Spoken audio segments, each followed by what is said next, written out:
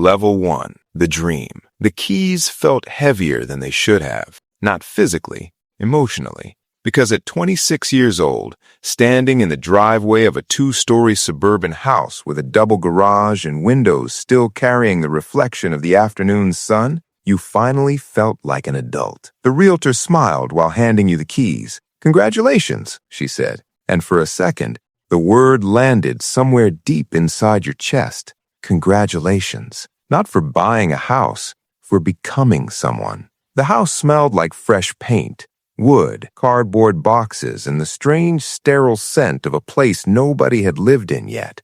Your footsteps echoed through the empty living room. You stood in the kitchen longer than necessary, opened cabinets for no reason, walked from room to room, imagining future versions of yourself inside them. Dinner parties, marriage, kids, security, stability, success. Your mother took pictures. Your father walked through the backyard slowly with his hands in his pockets, like he was inspecting something important, and the way he nodded quietly to himself made you feel like maybe you had finally done enough. That night, you sat on the living room floor eating cheap takeout beside unopened boxes, while the refrigerator hummed softly in the background. The room was mostly empty, but your chest wasn't, because the house didn't feel like property. It felt like proof. Proof that your life was finally moving forward. Proof that you weren't falling behind anymore. Proof that you mattered. And for the first few months, it genuinely felt true. Level 2. The validation. People spoke to you differently after you bought the house.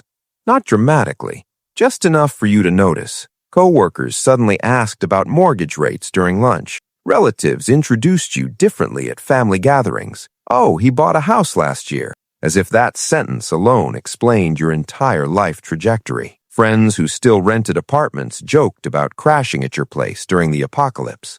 Even social media changed. You posted one picture standing in the kitchen holding coffee beside the island counter. The replies arrived immediately. "Proud of you, bro. You're winning." Goals. And slowly, without realizing it, you started measuring yourself through the house. The lawn became a reflection of discipline. The furniture became a reflection of success. The neighborhood became a reflection of status. Owning a home made people speak to you like you had crossed some invisible line into real adulthood.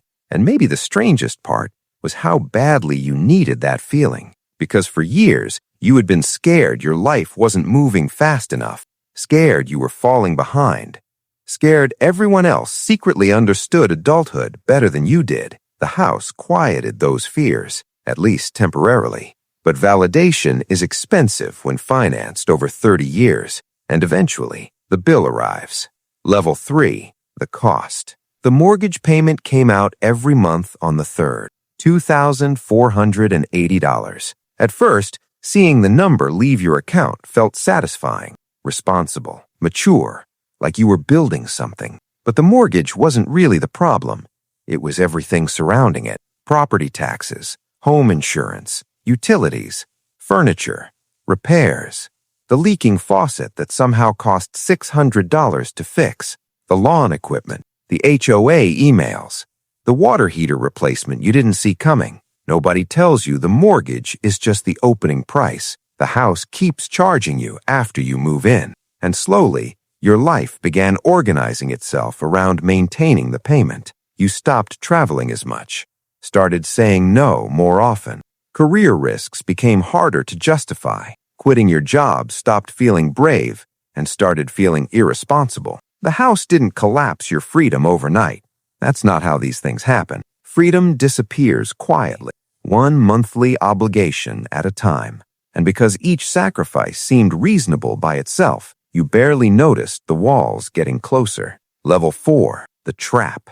At 28, your friend Daniel moved to Chicago for a new job. 6 months later, he was in Tokyo, then Amsterdam, then New York.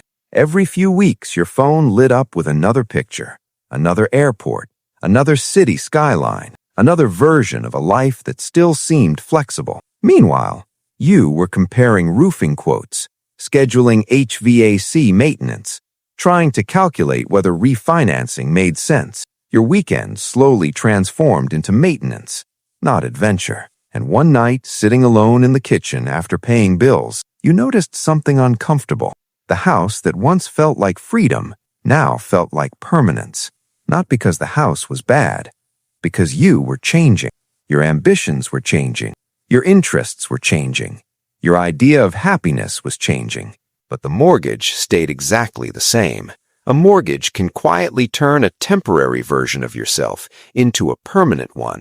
And for the first time, you wondered whether you had committed to a life before fully understanding Who you wanted to become inside it. Level 5. The comparison.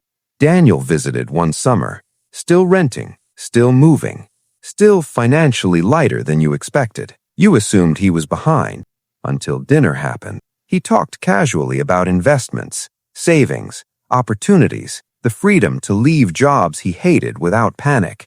And suddenly, your fixed life didn't feel as impressive anymore, because while you had been building equity, you had also been building immovability.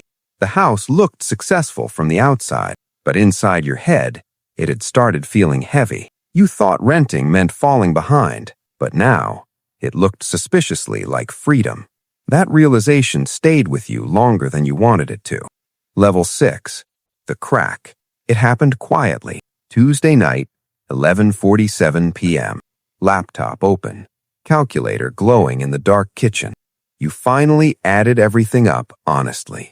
Mortgage, interest, repairs, insurance, furniture, taxes, years of reduced flexibility. Career opportunities you ignored because stability suddenly mattered more than growth. And for the first time, you understood the real cost of buying the house too early. It wasn't just money, it was timing. You had locked yourself into a version of a life before understanding whether it was actually the life you wanted. The house wasn't really the mistake. Buying it before understanding yourself was. And that was the part nobody warned you about. Level 7. The truth. At 31, the house stands exactly where it always did. Same driveway, same walls, same kitchen. But you were different now. Older, quieter, more honest. And you finally understand something nobody tells you at 26. There's a difference between building a life and performing one. One creates freedom slowly in the background. The other creates the appearance of arrival. You confused the two. Most people do. Because buying a house feels like adulthood, feels like stability, feels like success. But success without flexibility can quietly become another form of pressure. At 26, you thought freedom meant ownership. At 31, you understood freedom meant options. And options disappear the moment your future becomes too expensive to change. The house was never really the mistake. Buying it before understanding yourself was. And that was the part nobody warned you about.